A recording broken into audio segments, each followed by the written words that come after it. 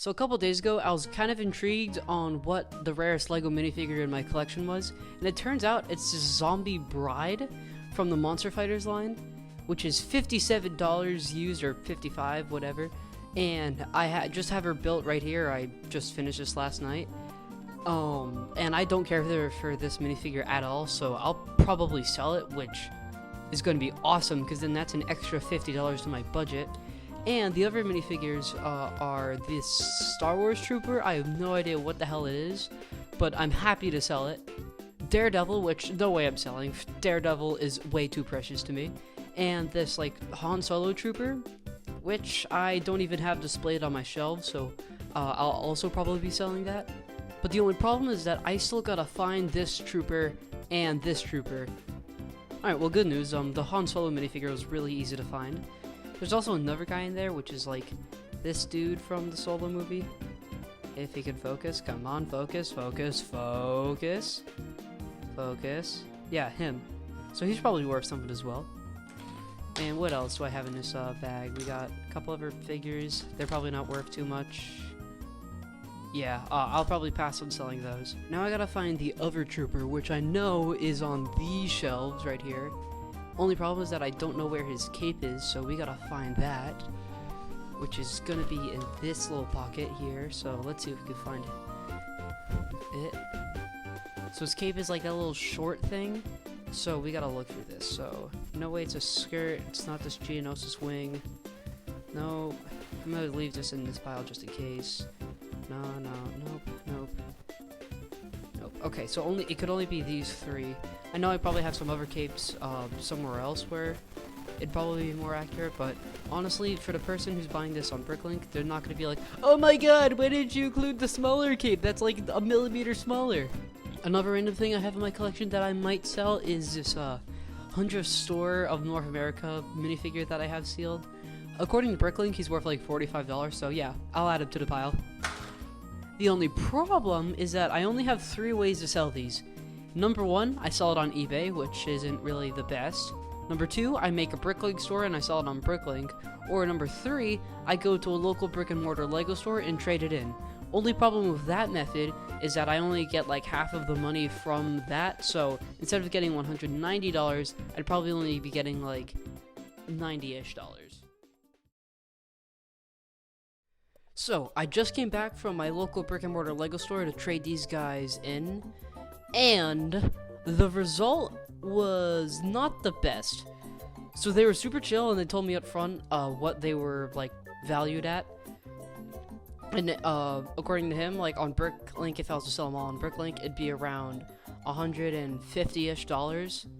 And also, I didn't sell the other LEGO store shop thing because it was way too hard to bring into the store. So he said personally that he thought it would be better if I just like sold them online instead of trading them in, because if I traded them in, they'd only be $70, which is a huge decrease. That's pretty much all the profits I'd make from like this figure and this figure.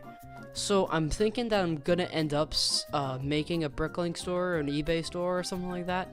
He said that on Bricklink, they charge like 6% for like the store. So like say you buy something on Bricklink, 6% of that is going towards Bricklink and the other 94 is going to the seller. So that I'm definitely going to try to do that. But I did get something at the store while I was there, which was this Aged set. It's pretty much sealed. It's like the other one I got earlier where it's like the box and it's all in like really good condition. And I always wanted this one in particular because in Lego World, which is a really obscure Lego game that came out a couple years ago, there's this jetpack thing. And me and my friend, for sleepovers, we'd both get these jetpacks and we just try to kill each other.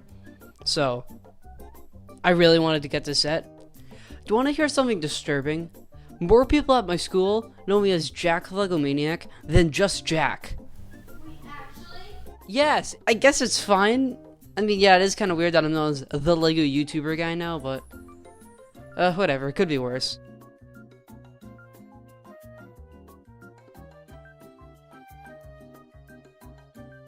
Alright, so I finished the set, and I got a lot to talk about. Number 1, the jetpack is as cool as I thought it was going to be. I love this chrome propeller. I think it's awesome. This little, like, scooter thingy is really cool with these bionicle, like, skis. as like the sleds, which is just incredible. For the instructions, I forgot to look at the little like last page, so I'm gonna do that right now. Oh my god, is that Max? Max had red hair. What the hell? So yeah, Lego Club advertisement. Everyone remembers Lego Club. I am tempted to ring that phone number. I might ring that phone number. So I guess these are all the other agents stuff.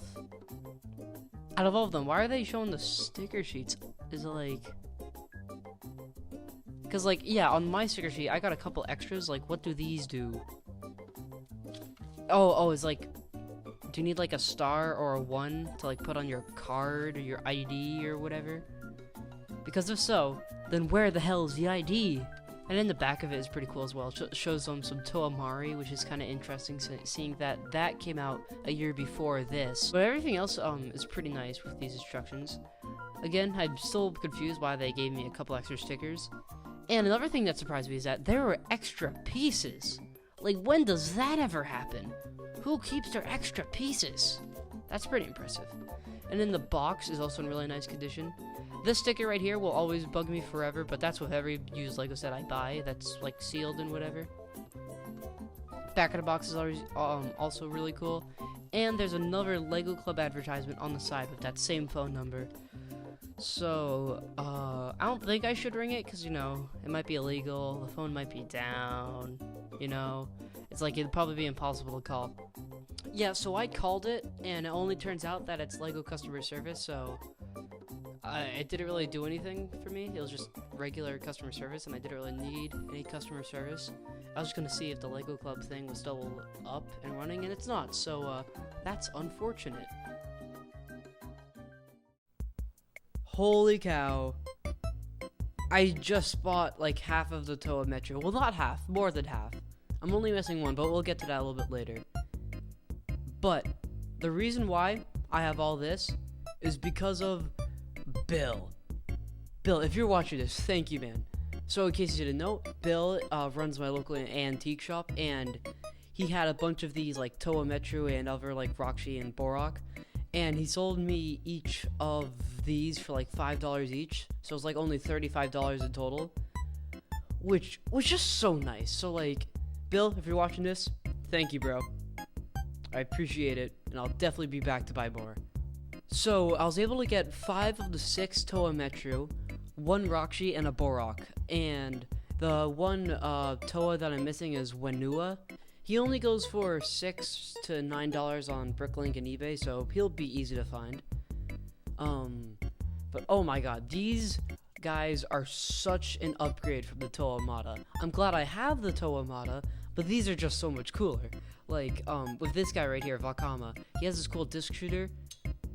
And like the disc like goes out like that, and the disc also has a really cool print. It's too far away now, I'm not gonna go get it, but like they have really good gear functions. Like, it's really cool, and I love the darker color scheme to separate them, so then they don't look like the same on the shelf, which is really nice. The Borok, which this one isn't complete, but I'm kind of fine with it because I like these swords better than the actual like Borok claws, and they have a really cool function where they just there's a lever back here, and you can just like and they like bite you, and they like so ferocious, and it's so fun to play with, and they just keep going, and it's awesome. So if you don't have a Borok, I'd recommend it. It's only like $3 at Bricklink, so I'd say this is a good thing to get. And they also have a little compartment here where they can store a Krana, which goes on like a Toa Mata or Toa Nuva head to like infect them or whatever. So overall, this build is wicked snazzy. The next set I got was the Roxy. I forget the specific name for the Roxy, but they got a really cool function where they just like move their sword side to side. And for 2003, this stuff is like pretty like advanced, I'd say. But he is really hard to pose, which stinks, and is like, yeah, he's not that stable. But I am glad that I have one Roxy in my collection now. There's no way I'm gonna collect all 6. I mean, unless I have like a budget of 3K, but no way. So for now, this guy is pretty cool. The other Toa I got was Dokama. She has some pretty cool like looking like hook shot thingies, which are really nice.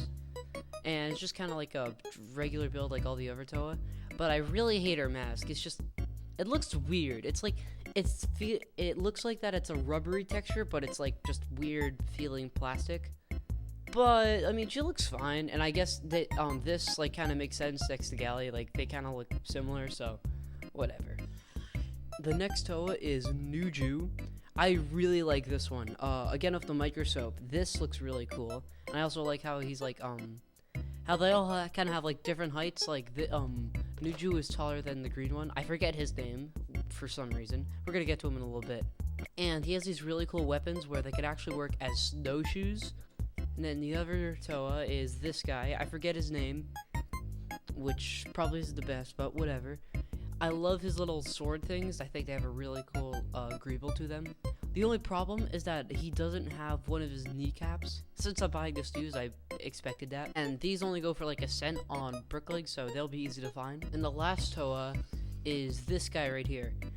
And in my opinion, I think he looks really sick. I mean, all of them too, but I was able to pose this guy like way better than the others. Probably because he's just in better condition, which is really nice. And his gear function too is also really cool. Like he goes like with his chain looking things. But there's one problem with me having these now. So I don't really have any shelf space. So like say I take Nuju right here. He's already so tall that he almost hits the ceiling of the shelf, and I don't have enough space back there to put all of them without it looking too crowded. So I'm gonna have to find another shelf for these guys. Nah, I'm just kidding. I like it here. I mean, that was a couple days ago, and at the time I didn't actually like set them back there. But they have like a little bit of a height difference compared to the other Toa Mata, so it kind of looks good, honestly. But I don't know if I'm gonna be able to fit Toa Wanoa here when he ships. Which is not good. Also, I got him for a pretty good price of around $18 in total. So I would say that's a pretty good deal. Also, I put the Roxy up here because he had just had nowhere else to go right here.